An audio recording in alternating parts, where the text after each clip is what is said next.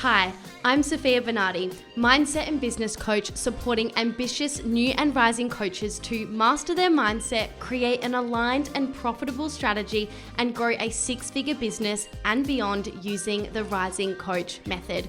I built a $500,000 business by the age of 24, and in this podcast, I will teach you the psychology, strategy, and energetics to do the same. Let's dive in.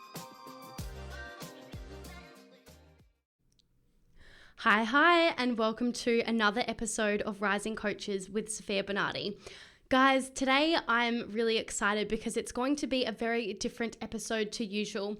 I wanted to take the time to give a bit of a life update and share some things that are going on in my world and some things that I have been navigating, because partly why I created the podcast originally was because I wanted to be able to connect at a much deeper level than I can on any other social media platform. I wanted to be able to openly talk about things that I'm passionate about and share my journey, not only for my own documentation, but also for the hopes that it helps someone else, because I know that there's loads of you listening at much earlier stages of business than I am in. And I think hearing these conversations can be so helpful when you are on your way to building something that you really care about. There's lots of mindset wobbles and challenges that you might navigate and thoughts that might come up. And I think sometimes getting a glimpse into someone else's world can really help you to move through that or even normalize your experience. So today, I really wanted to share, some of the other side that you don't normally hear from other entrepreneurs that most people just aren't willing to talk about. And for good reason. It's one, uncomfortable, and two, it's often like private or personal, But I'm going to share with you like a quick life update, and then I'm also going to be sharing 3 recent challenges that I've gone through and how I've overcome them, because that's something I'm really big on. Like, yes, I want to be super transparent in my life about what's going on and things that I'm navigating, but I only ever want to share things once I've gotten the learning from it and moved through it, because otherwise I don't find it that helpful for people, right? If you haven't actually gotten the learning. So I hope by sharing these challenges and how I moved through them normalizes something for you. And then finally, I'm also going to be sharing a really big goal that I am moving towards and how I'm feeling about that and where I'm at with that. So with that being said, I also just want to give one disclaimer. So this episode is currently being recorded on the 1st of October, 2023, and it's not coming out until the 31st of October. So I am recording this a month in advance because I am going on holiday and I'm making sure to be extremely organized because I'm traveling a lot in this next month, and so I'm recording things a little bit in advance. I also have one of my clients, my mastermind clients, coming to stay with me today for a week, and so I know that I'm not going to get any opportunity to record episodes while she's here, so I'm doing it now before she arrives, which I'm really excited about. So just wanted to share that disclaimer that a lot can happen in 30 days, but this is where I'm currently at the time of recording this. So let's start with a life update. And thankfully, this is very positive. So I am very happy in my life. I feel so confident and sure of myself. I'm very proud of myself, and I'm just very grateful. I honestly wake up most days with gratitude for my life, especially the people in it. I'm madly obsessed and in love with my boyfriend. I have the greatest friends in the world, both here in Brisbane and in Adelaide and even in Denmark. I'm traveling a lot, which is so much fun. I've been living now in Brisbane with Geordie for about, I should really know this. So it's October now, and I think we moved in May. So not that long, but long enough now to be settled. That is for sure. I feel like I've been settled for a really long time, and I'm obsessed with it. Transparently, I was extremely nervous about moving to Brisbane because I loved my life in Adelaide. I have really great family and friends there, and it's just been my home. And so I was really nervous about leaving that. But to be honest, I have loved this transition and felt immediately at peace and at home here. And I'm just so grateful that I built up the courage with the help of Geordie to move here, because I feel like it's expanded me in so many ways. My environment plays a big role in how I feel, and there's something about Brisbane. For those of you that are outside of Australia, it's Queensland that I live in. That's the state. And yeah, I'm obsessed. So that's just a little update I wanted to share, because I have a lot of people always asking me, how I'm finding the transition, because I shared that openly when we moved. And so loving Brisbane, traveling a lot between Adelaide and Brisbane, whenever there's an event or a party or just to catch up with friends and family or whatever, I take every opportunity I can to go there. And so completely in love. I also just celebrated my 26th birthday a few weeks ago on the 11th of September, and Geordie completely spoiled me. We went to Byron Bay for the day, and we went to a really beautiful restaurant, and he bought me this necklace. For those of you that are either watching this on YouTube or the video on Spotify, you'll be able to see this cute little pearl necklace that he bought me, which is so cute. I'm madly in love with it. I'm never taking it off unless it breaks. I'm just really feeling on top of the world. I went to Adelaide a few days before my birthday because I was doing a training there, and my friends surprised me with a little birthday party and everything like that, and it just honestly has reminded me just how incredible my friends are and just how blessed I am, to be honest. So as you can hear, there's lots of gratitude going on. Some other things outside of those little updates is I'm obsessed with walking. I have been all year pretty much, but it certainly has ramped up since I moved to Brisbane, because the views is just incredible. We live right by the water, so been going for nice big long walks every day. For those of you that have followed me on Instagram, when I moved to Brisbane originally, we had to buy a lot of new things, right? Because we sold a lot of things right before moving and all of that. And I, for whatever reason, turned into a bit of a shopaholic temporarily. I bought so much stuff, of course, in my opinion, things that we absolutely needed, but also some things that were luxuries that we did not need. And I just got obsessed. I'm not usually the type of person that spends any money, so my friends were making fun of me a lot, and everyone was loving the journey on Instagram, watching me unbox things and set things up and all of that. But I wanted to share an update that my shopping addiction has slowed down. I'm not buying nearly as much anymore. I just, had a little moment there, but it's definitely calmed down, so that's the update on that. And then the last update I wanted to share with you is that a few weeks ago, I completed my NLP Masters training. It was a 10-day training, very, very full on, and I did it in Adelaide. That's why I was there. And so now I'm a Master NLP practitioner. And the reason I decided to do that was because I have invested a lot of money these last few years in a business support. I always have a business coach and have worked on my own mindset and just myself a lot. But it's been a while since I've invested in some sort of training to teach me how to up-level my skill set in terms of supporting clients. And so I wanted to do that just to become a better coach, to be honest, because I'm just all about supporting my clients to get results. That's all I actually care about at the end of the day. Business is just nowhere near as fulfilling without clients getting results. So I wanted to learn some deeper skills on how I could do so through asking better questions and learning different processes. That was really awesome. So I'm officially a master practitioner, but I also did my hypnotherapy training. So that's why in the last few months I've been to Adelaide twice, because I did a 4-day hypnotherapy training.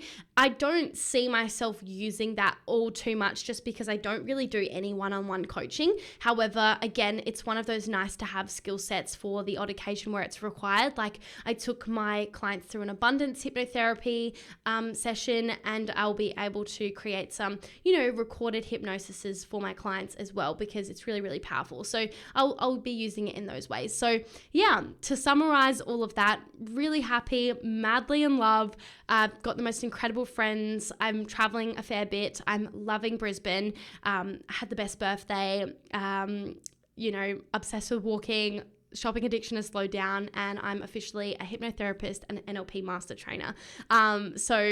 Lots happening there. Now I wanted to share the challenges and the lessons. And I also just want to be honest before I share this, because I've been wanting to create a behind the scenes podcast episode for quite some time now, but I've been waiting for problems to arise. And I know that sounds so bad, but I really wanted to create episodes where I share challenges I go through. And I have been in such a good place most of this year that honestly not many challenges has occurred within my business.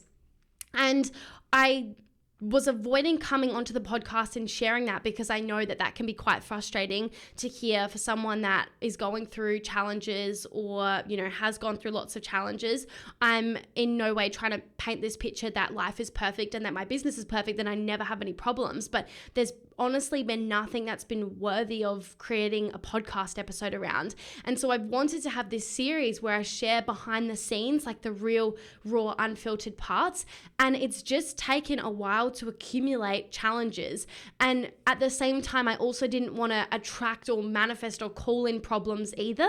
And I think that it's not necessarily that things haven't gone wrong, but it's just because my mindset is at such a good place these days because of all of the work I have done and continue to do and how much support I have behind me, that it just takes a lot for there to be a challenge. And I'm also not here to say that I will never go through a really, really tough period again in my life. Of course I will. First of all, I'm only 26. But second of all, I know that life doesn't work that way. But I decided to stop waiting for something to go catastrophically wrong before I can share it and just be real with some things that may seem big to you and also may seem really small to you, but just be honest with it. So these 3 things that I'm going to share with you were by no means big problems. I moved through them relatively quickly, but they were still uncomfortable at the time. And so I want to share them, regardless of whether you perceive it as big or small. Like, it's just the reality of some things that I've gone through, and then more importantly, like how I've overcome them. So number 1, I had a lot of mindset wobbles around a recent launch when I was doing my NLP master practitioner training. So basically, I flew to Adelaide for it. I took the 10 days off. I was still supporting clients. It just looked a little different. But these were full days. NLP was 9 a.m. till 6 p.m. every day. It was a 30-minute drive each way. And because I don't live in Adelaide anymore, every time I'm there, I really take the opportunity to see all of my friends and family as much as possible. So it was safe to say I had a very, very busy 10 days. I flew in, went straight to the training.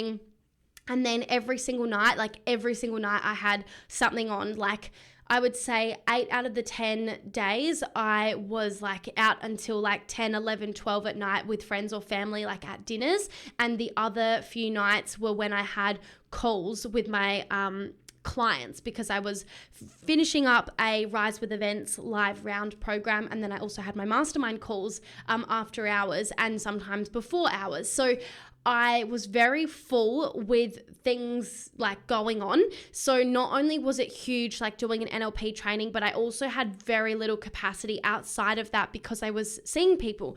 But I was in a launch whilst I was in Adelaide during all of this. So I was in a 14-day cut open period, which, as you can hear, most of that was spent whilst I was at this training. So I really didn't get a chance to really engage or promote my mastermind during that launch very much at all. I was thankfully very, very organized. As you can hear, like even me recording this a month in advance, I'm very organized. So I had all of the content prepared, all of the Instagram stories automatically going out. I've got a beautiful VA who helps me to post all of my content. So I had content going out, but in terms of conversations, potential sales calls, because that was something that I had said, from this launch that, if you want to join my mastermind, book a call with me kind of thing.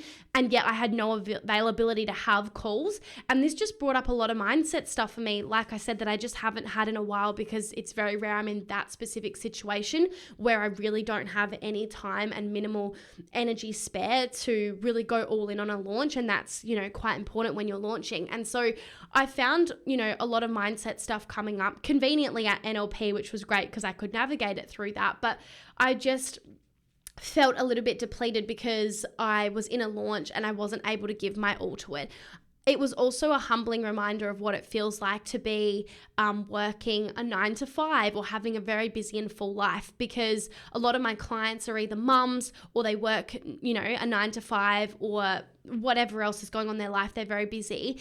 And I haven't had that problem in such a long time, because the way I've designed my business, I have a lot of freedom, to be honest, of time. And I was stripped of that for 10 days or so. And I was really reminded what that feels like. And it's not like I've never experienced that, because when I first started my business, I also was working, anywhere between 40 and 60 hours a week, and had friends and family and all of those sorts of things. So I understand what it's like, but it's just been so many years since I've really been in the thick of that I think I had almost forgotten the harsh realities of that. And so it was both a positive and a negative thing. It was negative because, all of this mindset stuff came up because I wasn't really able to go all in on the launch. But then also it was a positive thing because it really enabled me to have that opportunity again to navigate that, so that I can help my clients through that at such a deep level. And so, something I am proud of from that time is, even though I was so busy, as you can hear, like from, 8:30 till 6:30 because of the driving, like being at this NLP thing. And then typically like straight away, like I would either drive straight to a friend's house or straight to a dinner, or I'd come home very quickly, get changed and go again.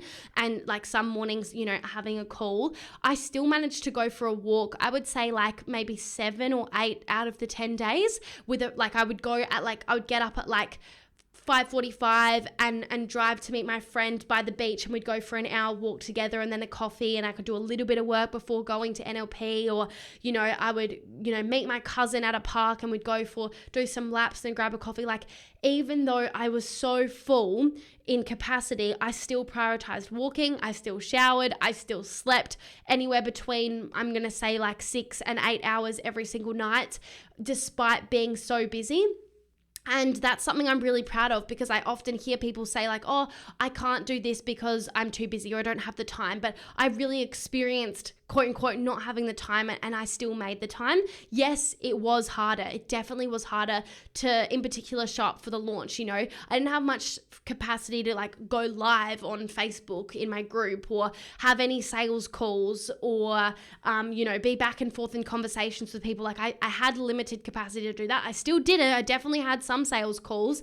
I rushed straight from NLP to do it, and all those sorts of things. And I still talked on my Instagram stories every day, but I will admit it was a lot harder. And I think that was a really humbling and important experience that I had to go through. But one thing I am also proud of is that despite having a lot of fear and doubt coming up of like, oh, this launch is a flop, it's a failure because I don't have capacity to go all in on it and blah, blah, blah, I still kept going. It could have been so easy for me to be like, do you know what? This is just not it. I'm going to try again next month. I didn't do that. I kept just doing the best I could despite me not feeling 100% about it. But what's interesting is this.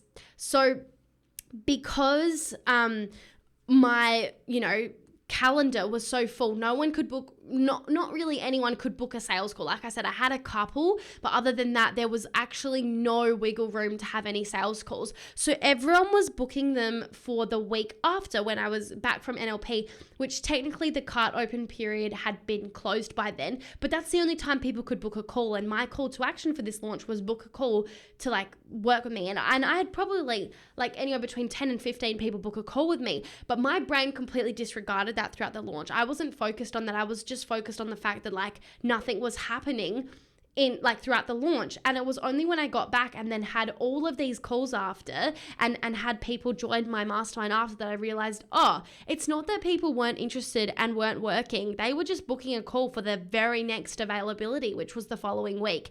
And it was so interesting to see where my mind went. Like it went to worst case scenario of like, this is a failure and a flop and there's a chance that no one's going to join, to actually recognizing that like people can join. They're waiting to have a call with you, Sofia, and you're the one that's unavailable here. And so it was so interesting to see where my mindset went and how it completely blocked out all of the evidence that it's still working. It just looks very different to usual. So my learning really there was obviously, if something's a priority, you will find a way. And so the things that were a priority for me were friends and family and exercise and sleep. And I prioritized all of those things. My launch was also a priority. It just looked different. So like I said, the evidence that it was a priority was I had pre-done all of the content prior to the launch. And so that was all done in advance. Like every single day content went out, my stories went out, blah, blah, blah.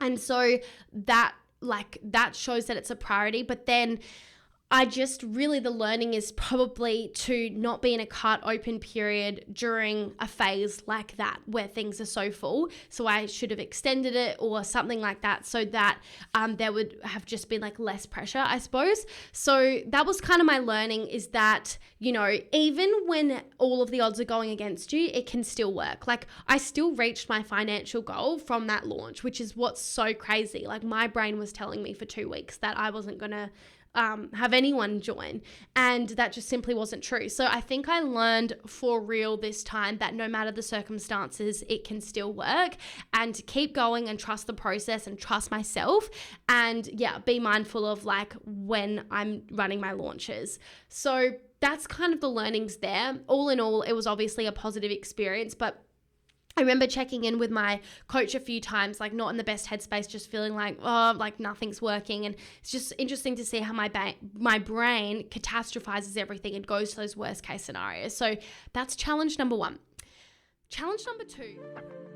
Are you an ambitious female coach who's making an income in your business but not quite where you want to be yet financially? If so, I have a free training for you to help you to scale your business to 6 figures and beyond. You can access it right now for free by clicking the link in the show notes. Enjoy. Challenge number 2 was very interesting. So I had a client that was referred to me by a friend of mine this client like decides to join my self-paced course, and everything seemed fine in the beginning, especially because it was a referral from someone I know. But then this person ended up not being so nice to myself and my team because they just weren't happy, I think, within their own life, to be honest, and projected that onto me / the program. And they wanted a refund, which hasn't happened many times in my business, if I'm going to be completely honest. And I've worked with hundreds of clients. And so one thing that I'm really proud of is that, you know, whilst that's not a fun experience at all, my brain was able to focus on the hundreds of clients that have been so happy and content with my programs rather than focusing on the one that wasn't. Nonetheless, it was still uncomfortable. But to be honest, the reason it was uncomfortable was mainly because a friend had referred this person. And typically when a referral comes your way, it's usually coming from someone that speaks very highly of you. And so it was almost embarrassing. I'm like, I don't know exactly why this has happened, but I'm really big on taking self-responsibility, and I really checked myself in this situation.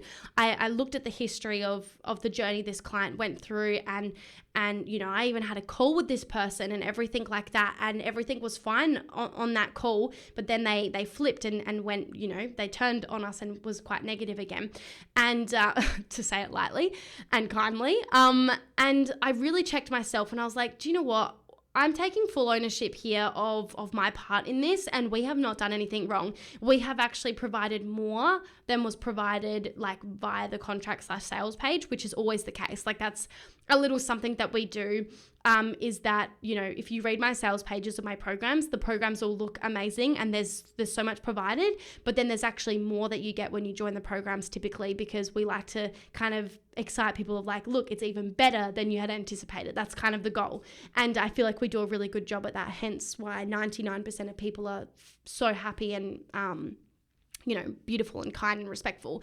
But this person obviously did not get that memo. And I remember being really shocked and confused because I stood by so much of what I had done and how we had navigated that and how my team had responded. I was like, where is this coming from? Like, I just don't understand. And I felt really anxious about it, to be honest, because my friend, you know, referred them to me. And I was like really nervous to actually share this with my friend, because I didn't want, to cause an issue. But after some time and we had closed out that situation with the person, like they did not by any means meet the requirements for a refund. So we did not give them a refund.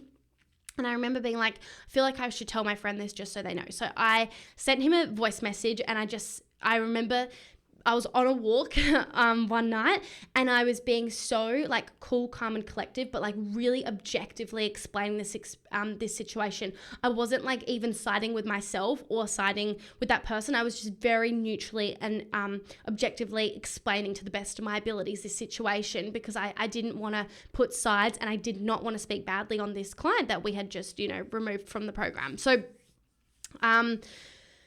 yeah, that's basically what happened. And so, yeah, I remember sending the voice message. I'm like, oh my God, like, I've got a bit of an anxious brain at times. Like I tend to overthink and I go to worst case scenarios. And I was like, remember thinking like, oh, he's, going to think I'm like a bad coach or something like that.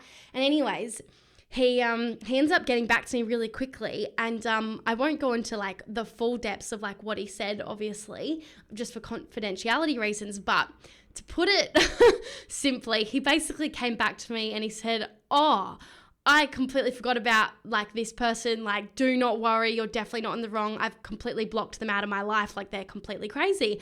And I just felt this huge sigh of relief, because obviously it's not just me then. If the very person that referred this person to me is saying this. And he ended up giving me a call, and we had a chat, and we were laughing so much, and he explained, a very interesting situation, and I just felt so much better, because my friend, he had the exact same experience with her, but even worse actually. And so he just made me feel so much better. He said, you 100% have not done anything wrong. In fact, I am so sorry for referring them to you. Like I will, be way more intentional with who I refer next time, blah, blah, blah, blah. Anyways, I felt so much better, and I told my team, and they were really happy as well and everything. But what I really learned from this is like, stand true to yourself, and what, like take responsibility, but also like absolutely like trust yourself. And I, for a split second, was like not trusting myself, thinking like maybe I have done something wrong here. But then through really checking myself, I was like, actually, like, no, we have done nothing but gone above and beyond.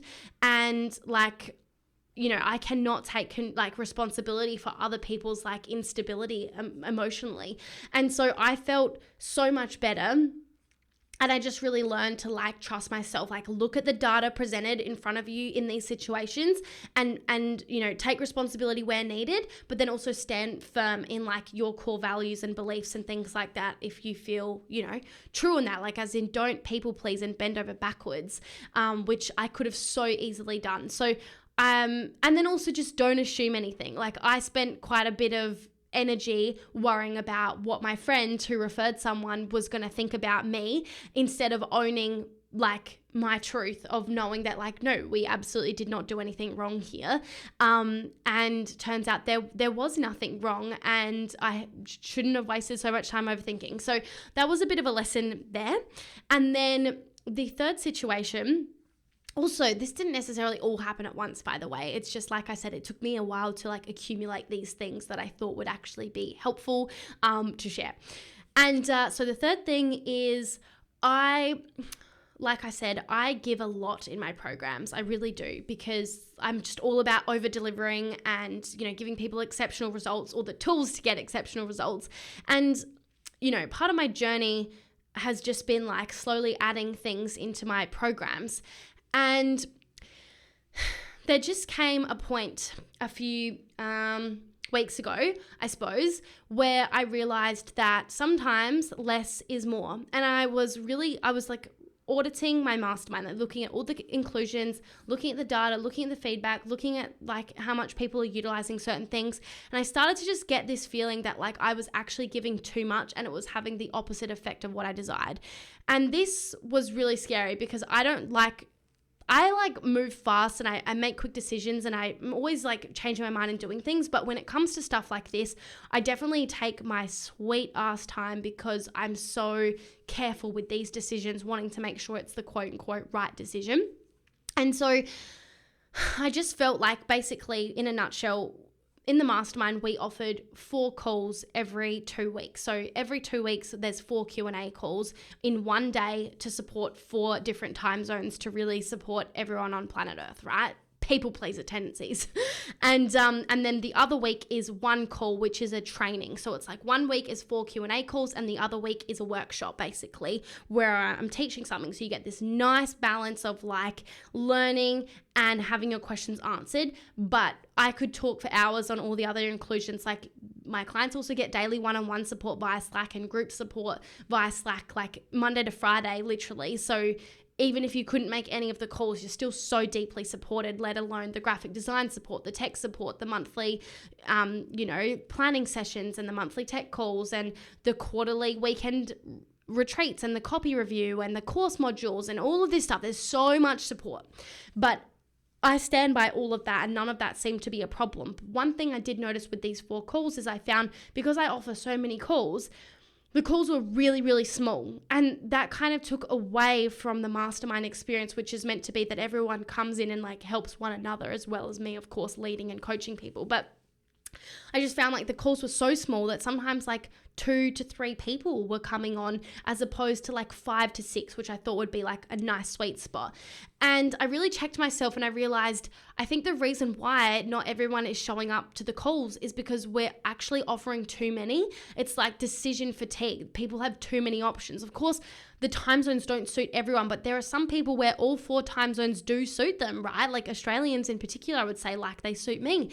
And I think it was just creating decision fatigue because it's very easy to be like, oh, if I can't make this one, I'll just come to the next one. And you keep saying that and all of a sudden you've missed them all. And that's like the gut intuitive feel that I was getting after a long time. And so I got my VA to help me go through every single mastermind call we have had in the last, I think 6 months. I got her to look at just like clicking in the middle of the replay of every call and just seeing roughly how many people on there. And we worked it out on average over the last 6 months, there were on average 3 people per call. And there should really be a lot more than that.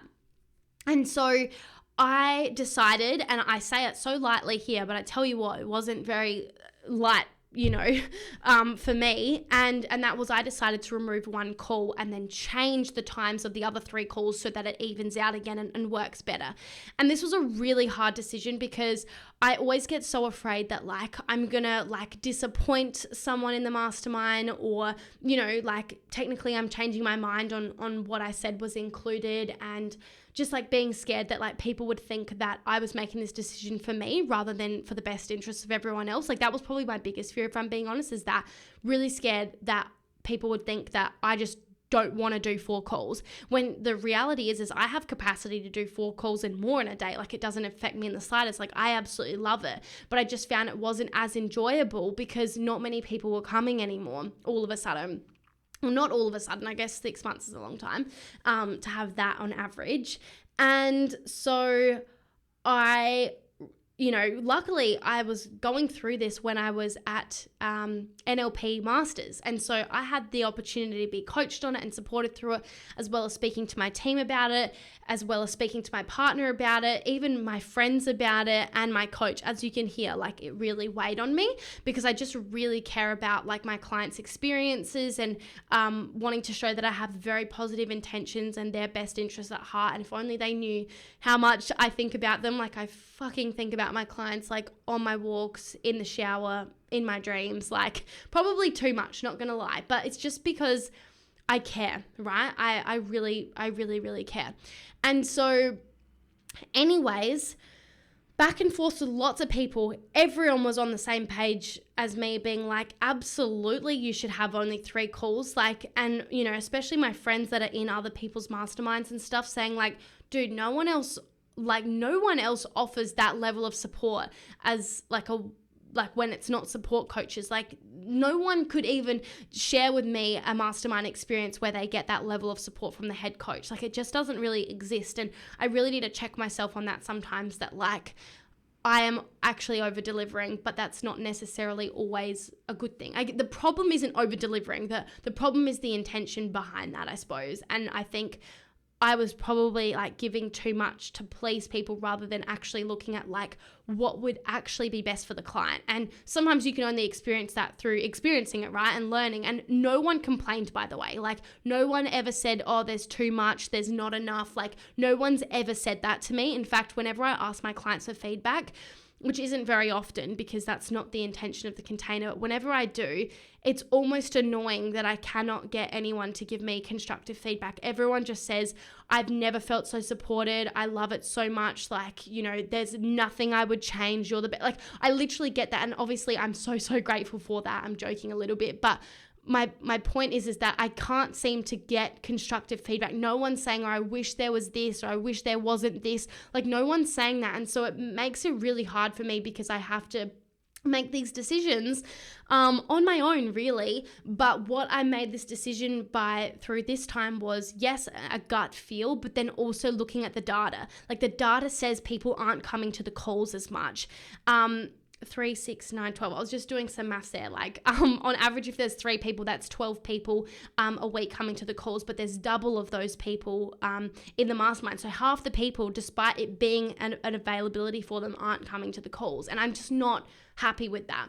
And of course that's on average. Like sometimes everyone comes and vice versa. Every week's so different. But if there were less on average calls, then I think it would be valued and appreciated even more. And so I made the call. I put a poll vote in the Slack channel, and I gave people I literally shared every single time, like by the hour, between 7 a.m. and 8 p.m. like every single hour, and I was going to choose the top 3 that came through. And it was a very, very clear vote for 3 times in particular. And it suited, like we made sure that everyone, like the 3 times we were choosing, that every single person in the mastermind had chosen one of those 3, so people could make it to at least one of them, which was so cool. And so I was really happy about that. But the 3 times, 2 of them are very different to what they were before. Only one of the calls is the same as before, which is really interesting. And so before I was doing a call 7 a.m., 11 a.m., 5 p.m. and 8 p.m., right? So big day, like 7 a.m. start, really by the time the last call finishes, it's like 9:30 p.m. So it's a big day, but also I'm so happy to do that because it's my only call day of a week, like literally no complaints here, but it's still a long day nonetheless, because I pour a lot into the calls and a lot of energy goes into it. And now my day every 2 weeks for these call weeks starts at 10 a.m. Like no one voted for an earlier time. So, well, it wasn't the most popular one anyway. So 10 a.m. it is. So 10 a.m., 2 p.m. and 8 p.m., which I'm so happy with. So my point in sharing all of that is that was such a big decision for me, and I put a lot of pressure on myself, and I can't believe how many people I needed to speak to about this to feel okay with it. And what it came down to is I, as the CEO of my fucking business and the founder of this program, knowing that I just need to trust that I have the best intentions. And when I looked at the data and I got feedback from every single one of my clients, I can trust myself to make these decisions. No one has complained. The call times have increased to like 6 or so people per call. People are valuing it, and no one complained. Like no one had a bad word to say about it. Everyone was just like, how exciting, And so my lesson is to trust myself more. Like really, like that's the lesson, is like trust the decisions I make are for the higher good of all, and that like I as the CEO need to make those decisions rather than like putting so much pressure on myself to quote unquote get it right. When there are so many programs I've been in where the times have not been convenient at all, but because I've been committed and determined, I've found a way despite it being inconvenient at times. There's been programs I've been in when every single call was at 2 a.m. And not going to lie, I didn't make it to many of them, but I never complained because like I knew that going into it, and I leveraged all the other support outside side of those calls and watch the replays. And so I've been in programs where it's been very, very inconvenient, and some where it's been a little bit or not convenient at all. Like, I've experienced it at all, and I never made that mean anything about the coach. So why was I afraid that people were going to do that to me? So that's, in a nutshell, 3 challenges I've been through and the learnings behind them, in the hopes that it helps you. And I want to share with you that I'm, in masterminds and inner circles, and I hear people just challenges all of the time. Like, people are quote unquote above me in business, at the same stage or even a little bit below. Everyone experiences these things. Some experience it way more than others. And I would say, on the scale of things, I experience it very, very little in comparison to others. Like, I hear people go through refund problems and, troubles with clients all the time. And because I'm very mindful of who I allow into my mastermind to begin with, I don't have this problem very often. As you can hear, the one refund experience I had, I've had a few more than that, but this was one that stood out in particular, was referred to me. So it's not my normal way of attracting clients. Like, it was a different circumstance. So I can, look at that and take that into consideration as well. But yeah, I'm really proud of myself, not only how I overcome challenges, but also just like the business, the standards, the boundaries, the life that I've created, that actually there's a lot that prevents challenges coming my way because of these systems in place. Like I said, I'm not immune to problems. I definitely experience problems, hence having just shared 3 of them. But I would just say, in comparison, that's not much. But I really want to say that if you go through challenges a lot, I hope that me sharing that has normalized like the overthinking or the thoughts that go through your mind, or the fear and doubt and the challenges in general, like that it's a part of scaling. And I always share this with my clients, that if you want to be able to hold more financially in your business and in your life, then you also have to be able to hold more of the opposite. So every time I go through a challenge, yes, it's uncomfortable. No, it's like not fun at all. But I still ask myself, like, if I can grab the learning from this, I can move through it and help other people with it as well. And if I can't handle this, then I can't handle more. And so whilst it's uncomfortable, I still embrace the challenges, because I know that on the side of it is a more expanded version of me. So that's how I basically navigate challenges. So I shared a very positive life update, and then I shared some not so positive experiences, but with a positive outcome. And now the last thing I want to share before we wrap up this episode is a really big goal that I've been moving towards this year, and just a little check-in with that. So my goal has been to reach my first $1 million in sales to date. That's what has been my big goal for this year. And I think for a long time this year, I've been very full in my life, like moving, traveling, like just being so present and very happy with the business I've created and the level that it's at, that I have not felt this huge desire of I have to be bigger and better and scale and make more money. I've really calmed down this year, just because I'm so happy with the freedom that I have. I wasn't saying that I didn't want more, definitely not, but there was no urgency. I was just really living my best life and just having so much fun and really enjoying the moment of what I've created. That I think for a while, I still set goals every month, but I was cruising along. I wasn't stretching myself. I'm I'm literally making so much money every month. I'm all good. And then one day, a few months ago, maybe 3 months ago, 2 months ago, 2 or 3 months ago, I said to my business manager, I was like, do you mind just doing the numbers and working out how much we've made to date, in sales, because I have no idea. And when she said it, I realized we weren't that far off, $1 million in sales. And then all of a sudden, this energy and this passion and this excitement and drive came in every single cell of my being. And I'm like, fuck, that's it. I want to reach it. It's in reach. Why haven't I been focusing on this so much more? So all of a sudden I started mapping out a plan, celebrating, speaking with my coach and everything like that. And I got really excited about, this is how much I need to make every month for the rest of the year to reach the goal and everything like that. All of this fear came up. Do not get me wrong. I'm it's absolutely possible, hence the excitement, but I also know that it's a stretch every single month for the rest of the month, and it has to go according to plan in order to work. And I started to feel that urgency and scarcity come up. Then I checked myself and did some coaching on myself and had my coach help me as well. And I realized hey, you're going to reach this no matter what. You're in business for the long run. It doesn't fucking matter if you reach it on December 31st or you reach it like mid-January or February or even March. Like, it actually doesn't matter. So just how can you enjoy the ride? And then, I stabilized myself and stopped being, scarce and urgent again. And I found this nice medium of like super aware of the goal. I have a plan in place, but then I had to just detach myself, which is really, really cool. And anyways, that's where I'm at with that. And we are very much on track to reach it by the end of this year. December's going to be interesting. Like, I feel like if you do it right, it can be a huge month, absolutely, but it also can very easily be a very quiet month if you're not very intentional and strategic about it, because you yourself might check out, but also other people can check out too. So you've got to create some sort of urgency. So I'm obviously going to do my best to like make it really expansive.